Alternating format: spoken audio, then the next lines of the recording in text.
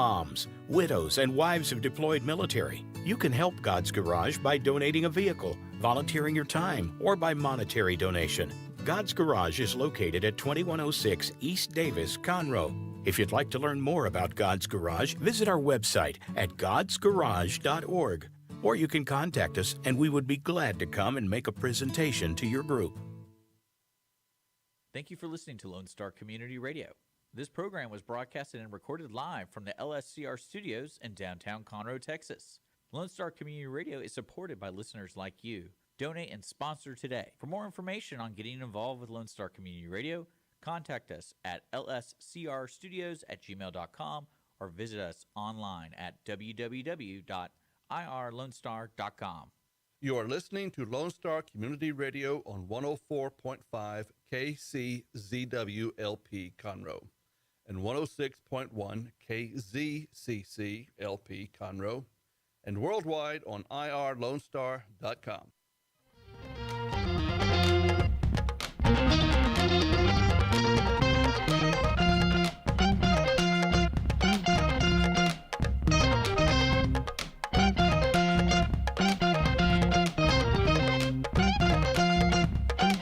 Good afternoon, everybody. You're listening to the Cindy Cochran Show. Thank you so much for taking the time to stop on by. And you know, we try and say we're going to start at 2-ish. And so at 2 o'clock, 2 to 3, we're going to be on every Tuesday, Wednesday, Thursday. So you guys write that down on your calendar. And this has been kind of like Elvis month.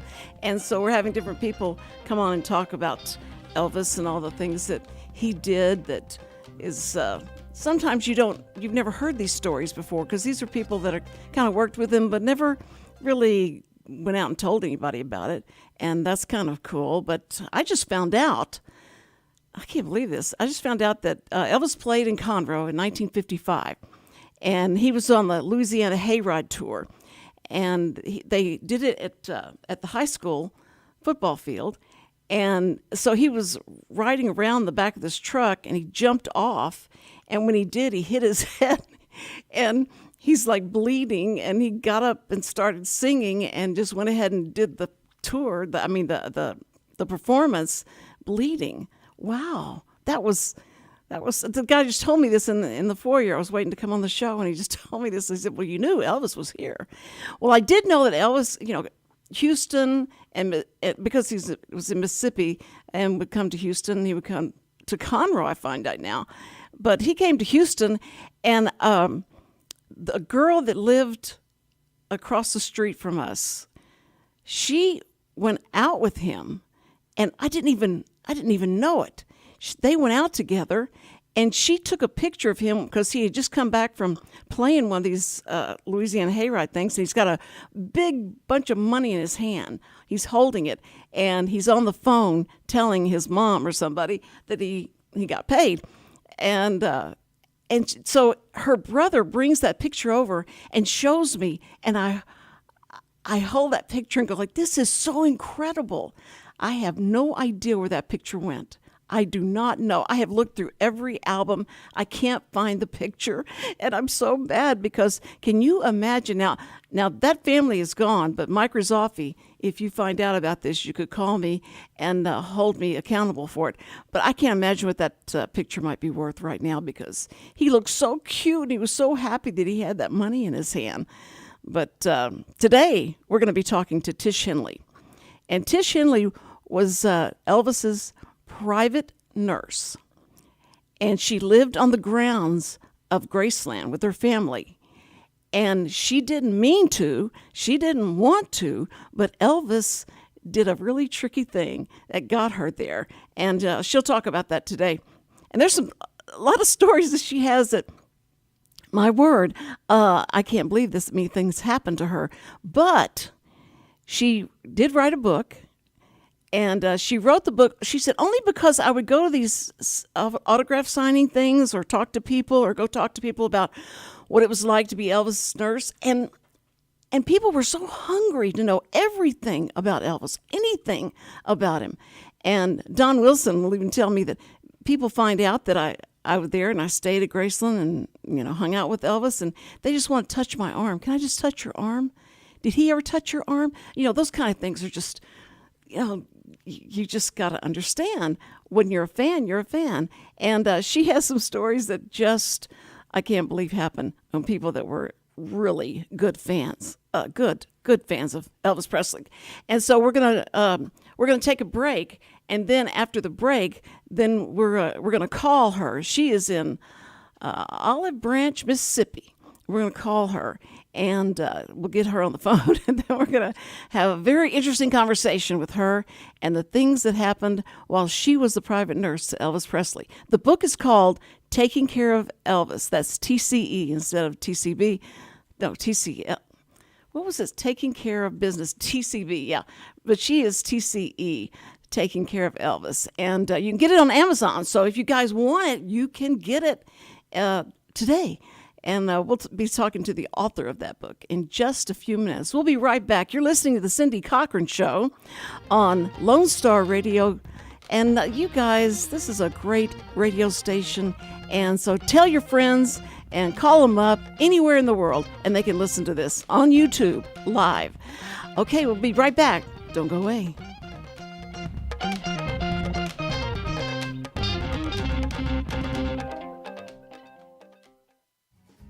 Listen in Mondays at noon to hear Conroe news from local nonprofits, businesses, upcoming events, Conroe Park events, news stories, and information that matters to you with your host, Margie Taylor of Taylorized PR.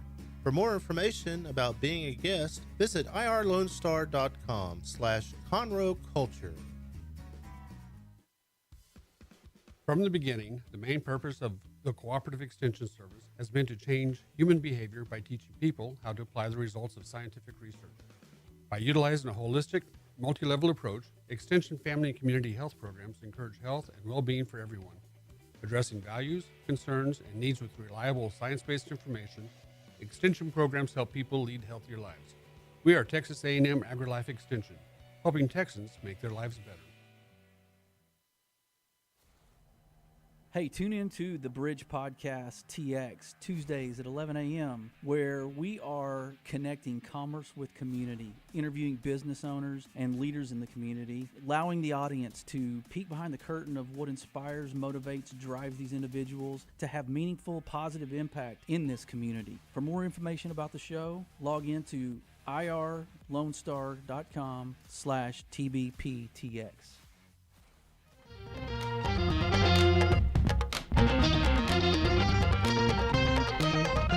And we're back. The Cindy Cochran Show. We are so happy that you joined us and you're listening to the Elvis month, really, is what we're calling this. And we've got a lot of people that are been personally involved with Elvis and have a good idea of what's going on and what he was all about. And especially right now, and who more than a private nurse would know more about the person? Yeah, Tish Henley is with us today. And Tish, are you out there? Hello, I'm right here. I am not hearing her. I did turn it up. It's all the way up.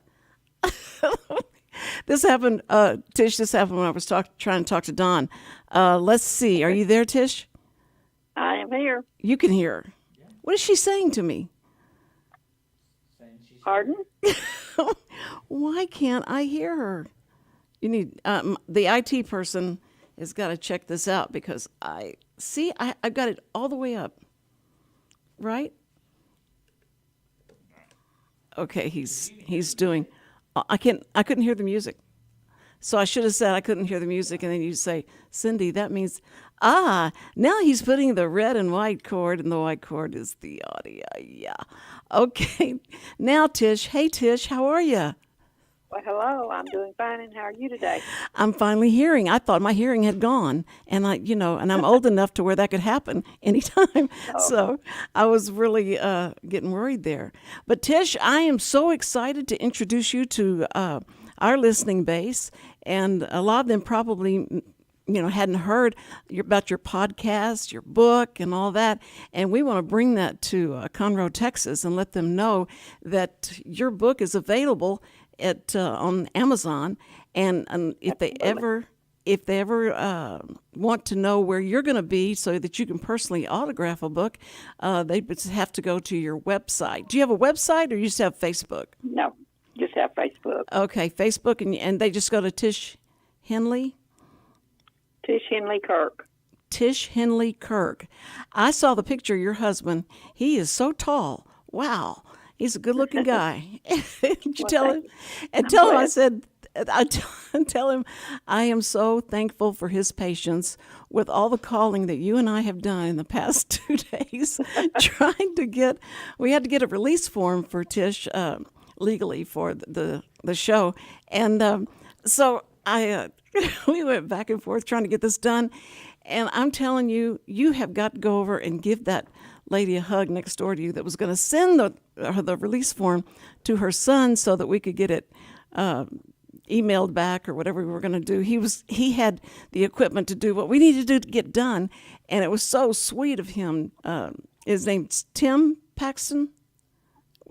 Tim Paxton. Yeah, and his mom, give her a hug for me, will you? Because I will do that. That was She's really, a really sweetheart. sweet. Well, you're a sweetheart for all the trouble you went to trying to get that done. And but we received it and did it, thank you, God, and it's all done. And you're here with me live, and we're live. And that's what's so exciting, too, is that everybody's getting to hear this on YouTube live and see it. And for right now, they just see me, but we have pictures that we can show. And they're probably seeing them right now. And those pictures are of you, of and Elvis, and you on the car that he gave you, and so we got some pretty cool pictures. And in fact, could you start with how you met Elvis? I'll be happy to. I work for Internal Medicine Cardiology Group, 12 different physicians. Elvis had just bought the ranch, and he had bought 6 horses, 6 saddles, 6 trucks. So he rode horses all day long. And his friend, George Klein, worked at WHBQ radio station here in Memphis, and they'd gone to school together. His wife was our receptionist at the medical group. So George called Barbara and said, Elvis has got a sore butt. He needs somebody to see him. So Barbara took a poll of the doctors, and Dr. Nick said, well, I'll be happy to see him. However, I'll have to go after hours. And so he did. And then, I don't know, a couple or 3 weeks after that, Elvis had another issue.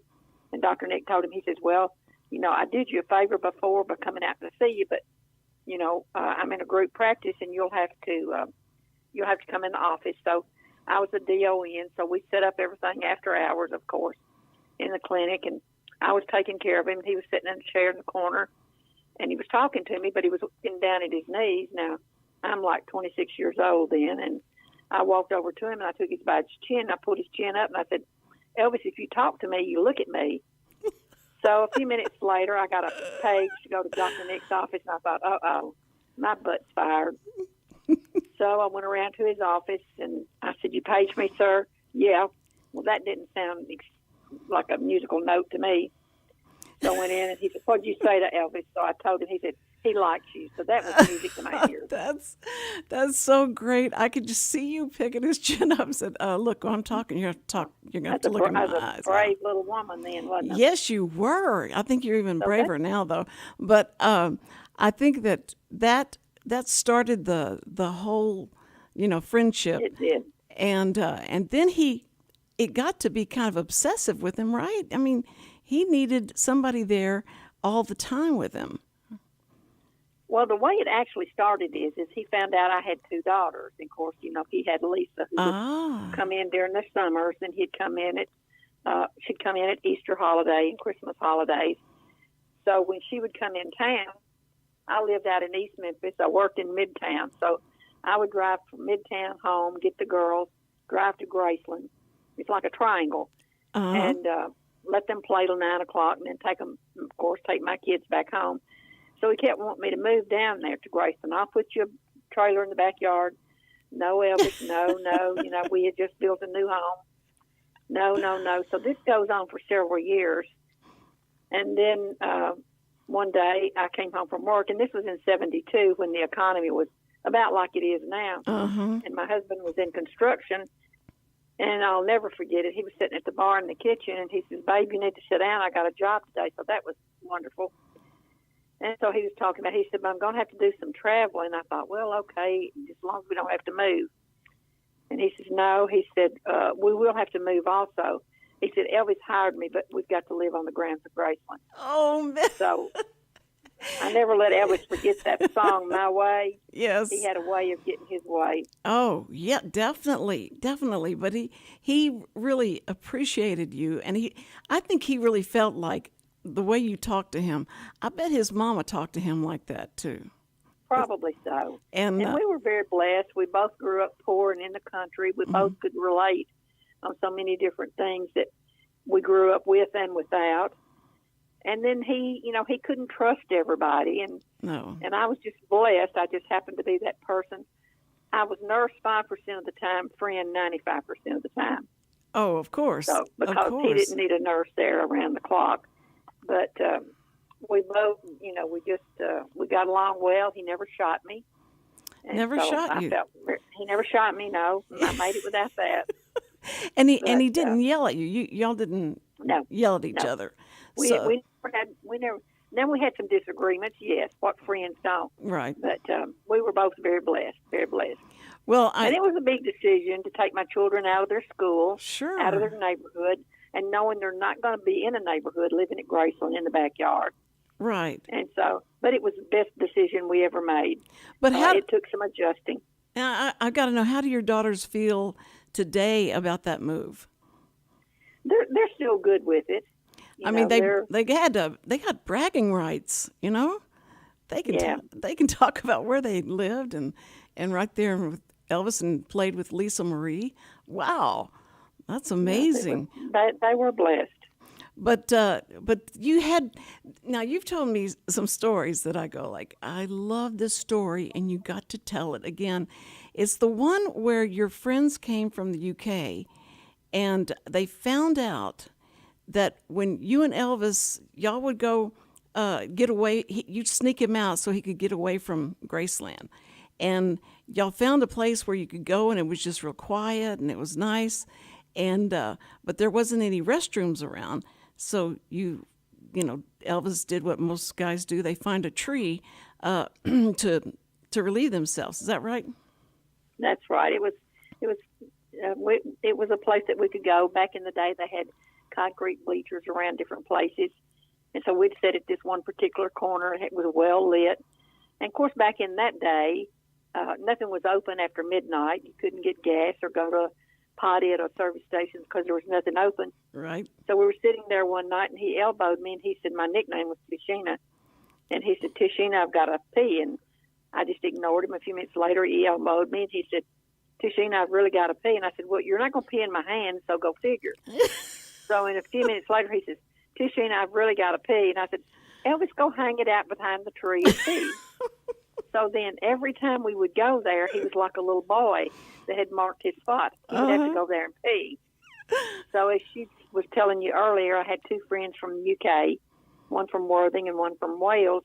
So I was taking them on a little tour, so I took them by the pea tree. So they had, prior to that, I had gone by there, and they'd cut one of the trees down. And I said, oh, my gosh, Elvis's peas done killed the tree. So I took these two guys there, and I was telling them about it. So we all got back in the car except the guy from Wales. He kept walking around and looking, and I said, what's wrong with him? Why is he not coming on and let's go? So then I saw him squat down, and he picked up a piece of the bark. So when he gets back in the car, I said, I saw what you did. You picked up a piece of the bark with Elvis's pee on it, didn't you? So later on, I did a COA, which is a certificate of authenticity, and mailed it to him about the bark from Elvis's pea tree. And he framed it and put it in his office. So it's amazing. That you gave him a certificate of authenticity. That's awesome. That's great. The other thing that Elvis was really noted for and had a lot of people were excited about that he had this habit, but he would give cars to people, and not just cars, but Cadillacs to everybody. Yep. It was amazing. And I don't know if that's where Mary Kay got her idea giving away pink Cadillacs, but Pink Cadillacs. but Elvis did it, and so he brought you down to was it down where all the guys were, or was this just he just told you he's going to get you one? Well, no, he called me up there one day, and he said he could not keep a secret. And I have to tell you something kind of cute. He called me Tishina. He had a nickname for everything and everybody. Uh-huh. So I'm backing up a little bit, but I went up one day, and he said, I've come up with your name. I said, my mother named me several years ago. No, your name is Tishina. I said, Elvis, that sounds like a pole dancer. I'm not a pole dancer. But anyway, my nickname to him was Tishina. So he called me up there, and he said, you know, I've got to tell you something. He said, I went shopping today, and he said, I bought you a black Cadillac. I said, Elvis, time out. I'm a nurse, Midtown Memphis. I got these kids to haul around. I had a station wagon. I said, thank you, but I do not need a Cadillac. Oh, my word. So we had a little bit of an argument over that. So about 3 weeks later, he called me down to come to the dining room. Well, usually when you went to the dining room, he was somebody had gotten fired or somebody had gotten hired. So I got to the dining room. There was about 4 or 5 of the guys sitting in there. He was standing up at the head of the table, and I walked over. He put his arm around me, and he said, now, guys, the reason y'all are in here is because I'm going to teach you something. He said, you see this little girl right here? And he held up a nickel. She has never asked me for one nickel, and that's why she's getting this car sitting in the front of the house. And I'm thinking, oh, no, he didn't go ahead and get me a Cadillac. Oh, no. So anyway, he didn't. He got me a black-on-black Grand Prix. Oh, and man. It was just, that meant more to me, or as much to me as getting the Cadillac. Well, But sure. then the funny part comes in. He said, now, I've got to drive this car and check it out and make sure it's okay for you to drive. So we had Charlie go get the blue police light. So we go out and we get in the car. He puts the police light on the dash. So we take off. Now, Elvis knows 2 speeds, 0 and as fast as it'll go on anything. It doesn't matter if it's a horse, if it's a 3-wheeler, if it's a motorcycle, or car, or truck. Right. So I'm thinking, I'll never get to drive this car because we are mortally flying. Well, our oncoming traffic kept blinking their lights. Elvis kept stomping on the floorboard on the left-hand side because back in the day, that's where the dimmer switch was. He said, we got to take this thing back. It don't even have a dimmer switch on it. I said, Elvis, it's got to have. I said, well, let's pull over and look at the manual. Well, guess what? That was the year they put the dimmer on thing the on the column. Yeah. He said, if you tell anybody this, I'll kick your, you know what. So That's we found so out where the funny dimmer switch was. because I wonder how many people, our age have done this very thing when they were yeah. driving is because you got so used to hitting that dimmer Absolutely. switch and Absolutely. you still, your foot will go up there because your subconscious has been taught one way.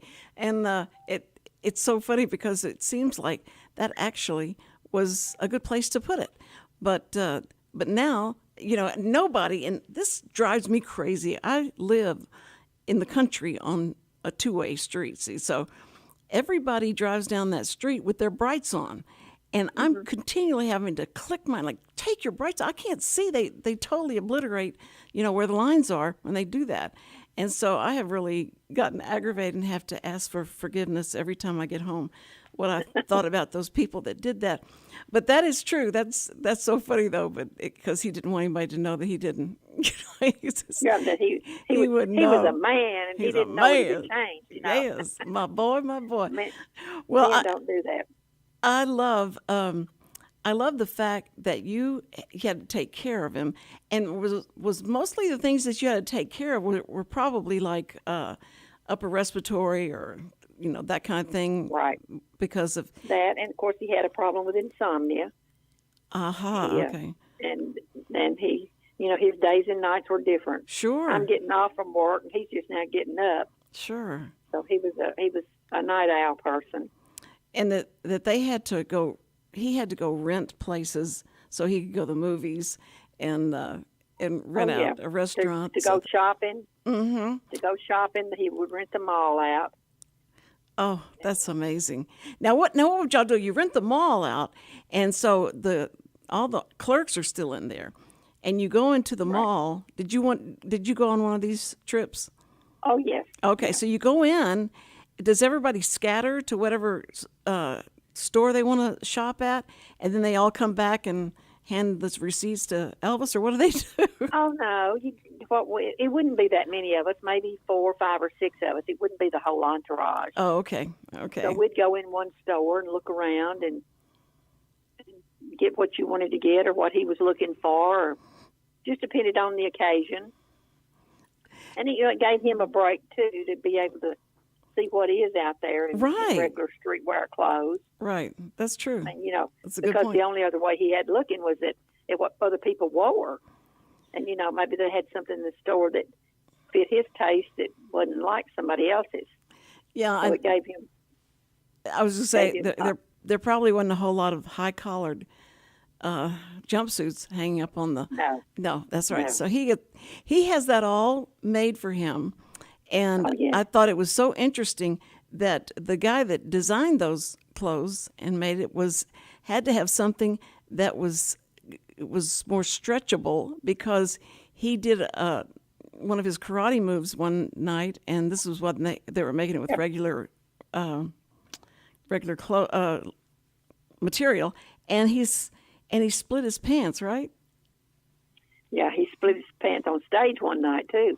That's what they said. That he split it on stage, and after that they took it back to the drawing board and said, "We need something like skaters wear, or something like that that more, elastic in that sense." And I thought, how embarrassing, because like right before they told that story, they told the story about Elvis doesn't like to wear underwear, and so that was that became like, how did they come put a towel around him or something, or what? They had so many scarves and towels. Well, he just didn't turn around again anymore till the show was over. Oh, okay. So everybody in the band and the singers were having fun. Ronnie Tutt got a view of him. Oh, okay. The drummer. Okay. Yeah. That drummer's, he's so good. But I know that there was a story you told about the scarves that Elvis would throw out. Oh, about the Colonel? Yes, and the Colonel. And this was a great story because the people that have seen the movie know that there was, the Colonel had a lot of different ideas than Elvis had, and Elvis had to either stand up to him or just do it anyway, whatever he wanted to do. Well, we were in Vegas, and it was the opening night, so we were in the dressing room, and Elvis was already dressed, and the Colonel came in. Of course, he had his cigar in his mouth, and he walked up behind Elvis, and he talked to him, and told him a few things. And then he patted him on the shoulder. He said, "Now, son, kind of go easy on them scarves tonight because they've gone up." And I don't remember if he said a nickel, a dime, or a quarter, so just go easy on them. Elvis didn't say a word. He got up on that stage. He threw out white scarves. And after the show, I told him, I said, "You look like a kid throwing out popcorn." But before that, he told Charlie, "Go get me 2 cases of scarves." So he got on the stage. He didn't say a word to the Colonel, but he got his message across. Oh yeah. That is so funny. It was hilarious. Yeah, Hilarious. I think it. I don't know when it would have dawned on Elvis that he's got to do, that the Colonel doesn't know the right thing for every situation, and that he had to take a stand once in a while. Now, you started working with him in 1968. Is that whenever you came on board? Okay. So had they done the comeback special yet? Yeah. We moved there in 72. Oh, okay. He became a patient in our office in 68. I see. Okay. Yeah. So he had already done the comeback special. Right. Did you get to see that? No. You never saw it. Okay. No. So because that was, it seemed like from the movie especially. Did you see the movie yet? Yes. Oh, yeah. Okay. So in that movie, Elvis is standing up to Colonel Parker because he tells Steve Bender that he's not going to do Christmas songs. And so then Bob Finkel, I think his first name's Bob, took the colonel and just entertained him, took him gambling and all that to keep him away Right. from the show, so they could do the show that they want to do. And then that last song that he did was so special, to him. And that, I think that was such a change. It seemed like, from all the way that he just did everything the colonel wanted to do. He was doing all those movies. He didn't want to do the movies, but colonel wanted to do it, so he did it. And he was finally like fed up with all of it. So I think that was like a turning point for him, don't you? Yeah, I agree. And I think that when you got hold of him, and do you know Larry Geller, his hairdresser? Yeah. You do know him, okay. I talked to him a few years ago, and he would talk about how doing his hair and being able to be his hairdresser was such an incredible deal to get to do. And when I saw the comeback special, his hair was all over the place, and it looked even better. It looked better than it was all sprayed down. So he looked really good, and it made him look real sexy and all. So Yeah. I thought I hate to tell Larry that, because I'm sure Larry's like, oh, wait a minute, that's what I did. That's what I did with all his movies and everything. That pompadour was getting so high, I didn't know what was going to happen. But anyway, you have met everybody. Don't you feel like you know so many celebrities? It's like ridiculous, right? Yeah, I'm very blessed. I got to be a good friend to one of the most important men that we've had in this country, and one of the best entertainers, the best voice. God only gave it to one person, and that was Elvis. And to be able to be his friend and to be able to be his nurse Yes. at those times, I was very, very blessed. And that's why I stayed in the Elvis closet for about 40 years, because I just couldn't talk about it. Right. For about 4 years after Elvis died, ABC, they hunted me down like a hunting dog. They'd block my car in at work. They'd sit in the waiting room. But I just couldn't talk about it. He was my patient, but he was my friend. I just couldn't talk about it. And in 12, I went to an event in Memphis, and this guy had been trying to get me to come to it. So finally I gave up, and I said, okay, I'm going to come to your event, but I'm going to be the church mouse.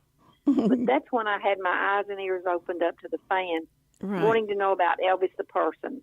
Forget the sex, drug, rock and roll, and women. They wanted to know about the person. Yes. So that's how come I did my book, because I thought, you're 70 years old. You need to get off of your tush, take some notes, and get this book out. Because when you're dead and gone, the stories are dead and gone. That's right. And I was so blessed to share so many valuable times with him. I have to tell you a little cutie. We were sitting there one night, and this guy was on TV with this big afro hairstyle. And Elvis said, wonder how it look like with that. And I said, well, I don't know, but we can find out. I said, we'll do tomorrow night. I said, I've got some little permanent wave rollers. And I said, we'll just roll your hair up. Oh, no, let's do it now. Let's do it. I said, Elvis, Tommy and the kids are asleep. I don't even really know for sure where they are. No, we got to do it now. That was his always. Oh, yeah, always. So we'd go out to the trailer and traipse around, and we found them. So I put Dippity-Doo on his hair, and I rolled it up. And then I put him under the hair dryer that blows up, the big yeah. plastic thing. It was if I'd have had an iPhone, I'd be a multimillionaire. You would. So there he sits with this big balloon head on, and I am dying laughing. I am laughing unmerciful at him. So then when it gets dry and I picked it out, it was hysterical. It was hysterical. He said, Tashina, I don't think this is for me, but it was hysterical to see all that fluffy hair on top of his head. But, that was fun. It kept him busy. It kept me busy. And right. Right. We've had so many times like that. Well, see, this is what Don had said. I heard Don Wilson do an interview with you, and he was saying, like, I don't want to give away all the stories because there's some really good ones, and she's got them all in her book, and so you're going to have to read the book to find out all the stories. And I love the fact. Go ahead. I said, a lot of these stories I've told you are not in the book. Ah, okay. Oh, that's good. Yeah. That's real good. I like that a lot.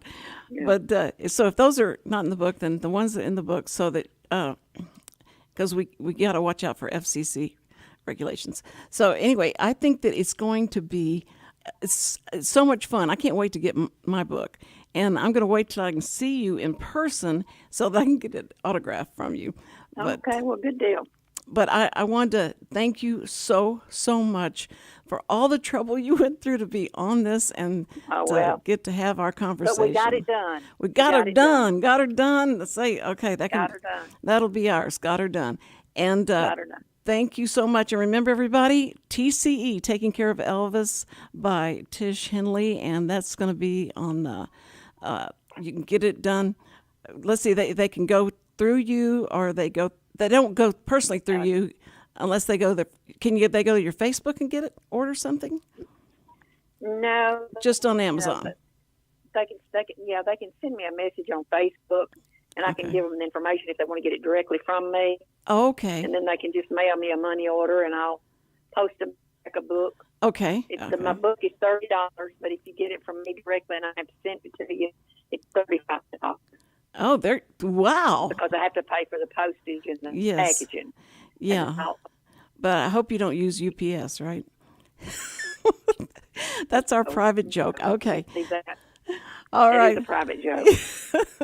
All right. Well, thank you very much for having me on your show. It's always wonderful to share some Elvis. Tish. And I'm doing exactly what I think he would want me to do. Yes, ma'am. Yes, ma'am. Thank you. We appreciate you and love you so much. Thank you. Okay. All right. Thanks, Cindy, and you have a blessed day. You too. All right. Bye-bye. Bye-bye. Bye-bye. Wow. Is she not everything I said she was, Richard? And Richard shook his head for those that aren't watching this live. Are you on one of the cameras now, Richard? Oh, okay. No. Richard is hardly ever speaking to anyone right now. He said he'd rather just not talk for the next few days because he's had to move and take care of the station and answer my texts and my calls and panicked. And he's just had it with everybody and his wife's birthday was on the day they moved, and his wife was very upset that you didn't give her. I still think you owe her. You need to say, okay, so Friday's going to be your birthday. We're just going to make sure. That doesn't matter. It doesn't matter. It doesn't matter. I still missed it. Well, you didn't miss it, but you just couldn't do anything about it. I missed it. Oh, you forgot it? No, I didn't forget it. I missed it. Well, that's Holly is the most perfect wife for him, and is so precious, and he's so lucky. So you better not do stuff like that to mess up. And aren't you glad I talked about that? Yeah, I'm very happy. Okay, see, look, he's gonna choke me after we go off the air. I love being on the air with Richard because he can't do anything to me really yet until he cuts me off totally. That's right. No, but anyway, so we love Richard, and Richard's been under a lot of pressure, and poor baby. So everything's gonna get better now. You're moved in, right? Yeah, we're done. I'm ready to start focusing on the studio, get the Cindy Cochran show going. Okay. So okay. I'm excited about. You got a guest tomorrow, your best friend. That was supposed to be the first show. That was supposed to be the first. first. Tomorrow at 2. Yeah, and she had a bomb scare at her office, and so she had to take care of that. It's terrible. You know, I thought back on that when she called and told me, Cindy, we've had a bomb scare here, and I don't think I'm going to be able to make the show. And I went, well, do you think maybe you could call it in? I never even said, is everybody okay? No. How are you doing? Show must go on. Show must go on. I was so pained. So, okay. Anyway, but she's fine. Everybody's fine. No bomb. And so I keep hitting the microphone. Are you hearing me hit the microphone? You should be able to hear it in your headphones that are working this time. Yes, I know. That you finally plugged in, for crying out loud. Anyway, I want to tell everyone to be sure to be here for Phyllis Ledbetter tomorrow at 2:00, and we're going to talk about all our stories. Everybody has a story, and everybody has strange stories, and we may have the most strange one. We'll talk about it. And if you haven't talked to your best friend in a long time, you better call them and say hi. And then if they're really best friends, you'll just fall right back into it. And that's how Phyllis and I are. We can not see each other for 5 years, and then we just fall right back into, hey, what's up? What's happening? And how's everybody?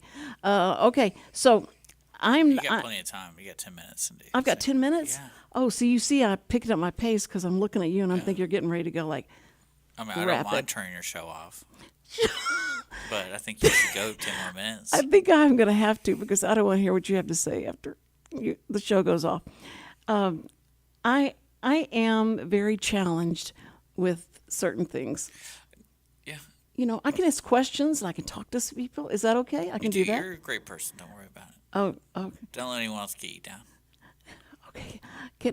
Are we being recorded, right? Yeah. Okay, I can play that back. All right. Yay. All right, then I'm not going to find that tape I wanted to use. Shut Up Richard from Tommy Boy. I'm not going to use that on you anymore because you said something so nice and I appreciate that. Thank you. Okay. Anyway, so coming up after that, I think that the week after or next week we have that's going to be the 11th and 12th. Is that next week? Sure. Okay. I don't have a calendar here. I don't have a clock here. 9th, 10th, and 11th. 9th, 10th. Okay, so it'll be 11th. You're on Tuesday, Wednesday, Thursday at 2 p.m. So 11th and 12th, I have. 12th is a Friday, so I don't know who you're going to have on. Oh, not Friday. 12th. I'm sorry. 10th and 11th. Okay. Right, 10th and 11th. Yeah. Okay. That's Wednesday, Thursday. Okay, I have Steve Stollier. He's doing a book and a movie, a documentary movie on Groucho Marx. And you're too young to remember Groucho Marx, right? Yeah. But you remember the Marx Brothers. I mean, that's kind of cultish. Everybody loves the Marx Brothers. And he's going to look that up right now because he's my fact checker. He doesn't believe anything I say. So he always has, he starts fact checking everything I say. You know, I had a minister in one of the churches I worked at that we'd have meetings all the time. And I was telling them about the fact that when you cry because you're happy, that those tears are pristine. But when you're upset, when you're grieving and you're crying, those tears are full of toxins and poisons that are getting out of your system. What happens if you have an allergic attack and you're crying because you get a pepper or something? What are those tears? Those should be pristine. Those are just water trying to get out of your eye. But it's what comes from the emotional, sad, emotional, anger, emotional that you get that bad kind of tears. And he sat there. The minute I started saying that, you can see him Googling everything. You know, I said, "So what'd you find out? Am I right or not?" And he goes, "Well, okay, it's a different So you're like a crystal chemistry." person. A what? You're like a crystal person. You got healing crystals on you right now, don't you? No, I do not. I don't okay. do that. Sounds like that kind of talk to me. No, that's just scientific. That's just scientific. They analyzed those tears, and that's what they found, that there was not the chemical makeup of tears of happiness, of that being sad. But that's why you should always let boys cry. You know, during the 50s, you didn't let a boy cry. I can remember, you know, my dad telling my brother, "You don't cry. Boys don't cry." So you just don't do. You know, you imagine how. Well, it's a waste of time. Oh, were you one of those ones? I can't see your dad saying, "Now, Richard, shut up. Quit crying." Well, I mean, the only time he ever told me to shut up is if we're working outside. It's like, don't worry about it. Just finish your job. Yeah, as long as you finish your job, you can cry all you want. But make sure you're finishing your job while crying. That's great. Yeah. That's great. Oh, I'm sure your dad was happy you told that. But that makes a man out of you, right? No, I think it's just goal oriented. So it's like, don't lose focus on the goal. That's right. You know, if you're crying or bleeding or. Are bleeding? Yeah. You're bleeding? Just keep going. Yeah. Finish your job. Finish your job. Yeah. Well, that's what apparently happened when Elvis came and played at the Conroe High School stadium, and that he fell off, busted his head, and it bled, and he kept playing. And he got up on there and kept performing. Yeah. That's what we're trying to work on today, is to keep going no matter what happens. We probably wanted to get paid. Maybe that was it. Yeah, there's probably some clause. It's like, hey, you fell off the stage, you still got to play if you want to get paid. Are you kidding? It was all those women yelling and screaming and throwing things at him and stuff that I'm sure made it happen. But it's just good to know that he was here in Conroe once in a while. I remember that. No, I'm not going to do I remember. We'll do that tomorrow. I'm going to do the I Remembers tomorrow. Boy, are we going to do that. It's so much fun to be here, and I just can't imagine that I have very many minutes left. Do I have 4? 5? I have 5 minutes left? Yes. Okay. So how about them Astros? Yeah. Aren't they great? I'm bringing Jimmy. Yeah, their new signing hit a home run today. Who? Their new signing, Trey Mancini. He did? Yeah, he hit a home Well, run today. I've got Jimmy the C. Do you remember Jimmy the C? He did sports stuff for us. Do you Sure. remember he called him do that? That's a long time ago, Cindy. Okay, 6 years ago. Sorry. Yeah. Anyway, he's going to be back. I've already talked to him, and I said, "Are you ready to come Yeah, back?" you and seem talk like a sports?" huge sports person, so I'm excited to hear your hot takes. No, Sam made me sit down and watch all these sports things, and I could care less. I said, "When you call me over here, call me when it's the highlights, okay? Yeah. Or call me in the last 2 minutes of the game, and I'll come over then." But he loves sports, and he can't watch the Astros this year. That's why we need some kind of outside person, because you have to have AT&T to watch Yeah, it. it's kind of strange. It's like the way the technology is today. It's like you have all these opportunities just to put it on the internet, and it's like, no, we still have to be on AT&T Sportsnet. That's just that's so crazy, because he'll come over and just bother me and say, "Hey, well, let me tell you." Yeah, it's very annoying. He's because he doesn't have anything to do, and that kept him so busy all summer. Because baseball's all the time. It's It's like yeah, It's like every day. yeah, but not But- the Astros. It has to be No, I'm saying like I feel like the Astros play like every day yeah. until October when they win the World Series. Who's your favorite player though? I don't have a favorite player. Altuve. I love that guy. He has the best attitude, except he's got to learn how to chew gum better. He chews gum. It's disgusting to watch him chew gum. It's probably chewing tobacco. No, it's gum. It's like You don't teal. know. I mean, It's how do you teal know? blue gum. Probably some PEDs. And then you mean cannabis? No, it's like steroids. It's like what? It's like steroids. Oh. PEDs. They get tested for PEDs. No, it's not. Physical enhancing drugs, Cindy. No, You don't take those every day? I mean, you're not a professional athlete, so you don't have to get tested. So but I look like I've taken steroids all my life. No, I don't. Actually, maybe that's what you need to get a better show. To start. taking steroids. That is so rude. I'm not telling you to do it. I'm saying maybe. I know, but people say that and they go, "Oh, I'm just kidding." But were they really? Were they really kidding? No, they weren't. You're really telling me the truth, and I'm sorry, everybody, that you had to hear that. No, I don't take drugs. I've never smoked. I've never drank, and I just had to have Ever? No, I haven't. Ever. So I'm not- you've had vanilla extract. That's technically alcohol. True, and I've taken You NyQuil. you probably eaten the cake that had that. No, I've had NyQuil, and I didn't know why I had to keep having NyQuil the next night, because I didn't think I could sleep unless I had the NyQuil, and somebody lost my NyQuil. I didn't know what to do with it, because that NyQuil I didn't know it had 70% alcohol or Well, something like that. maybe you did do all those things and you black it out because you had such a problem.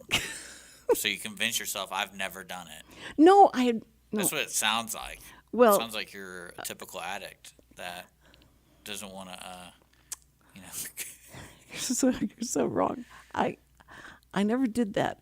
That's why it astounded me when I found out I had 9 clogged arteries in my heart. Yeah. Not one. They thought that it might be one, but there were 9, so they had to do a quadruple bypass.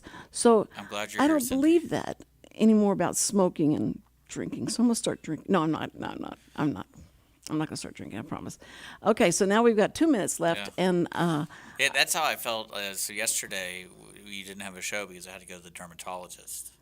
And every time I go to the dermatologist, I feel like they just make it up. They're like, "Oh, we got to remove these moles," and I'm like, "Okay, I'm always expecting to at least remove one every time I go." oh. Yeah, Okay, so is that why? Were you just getting back in the car from being at Yeah. the dermatologist? he just kept calling me while I'm naked on this table while this guy's operating on me. He's like, "Your phone's going off." I'm Yeah, like, this "Yeah, girl won't I leave me guarantee you alone." it's Cindy Cochran. What time is it? Oh, it's 2:00. Yeah, it's Cindy Cochran."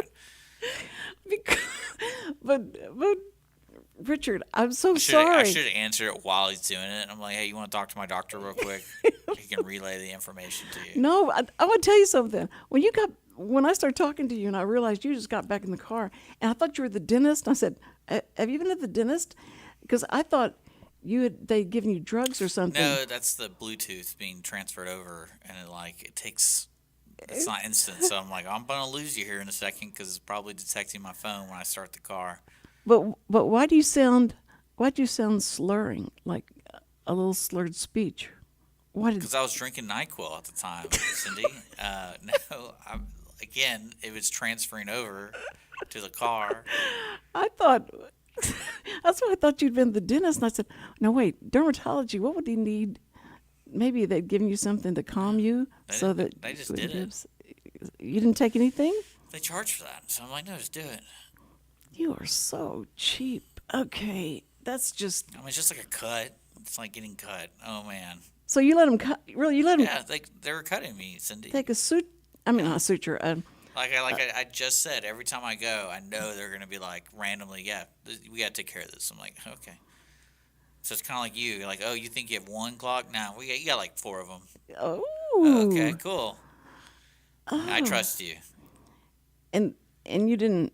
It's like going to the dentist. Every time it's like, oh, I do my 6-month cleaning, but every time Yeah. you go, they're like, oh, we found this problem.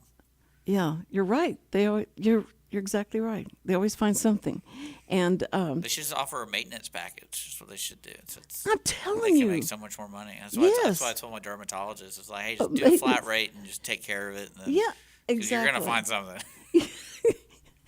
You're gonna find something. Yeah, that's a good idea. We'll work on that. Until tomorrow, Phyllis Ledbetter is going to be with us. And I was starting exciting. to tell you the next week, but you'll have to wait till tomorrow, and I'll tell you about that. Anyway, we got to go, and I want you guys to have a great, wonderful day. Take care. Be careful. And we love all of our first responders. Yes, we do. And I'm coming after you guys. Y'all are going to be on the show. Yes, you are. Yes, you are. All right. Be back with the Cindy Cochran Show, Real Reality Radio.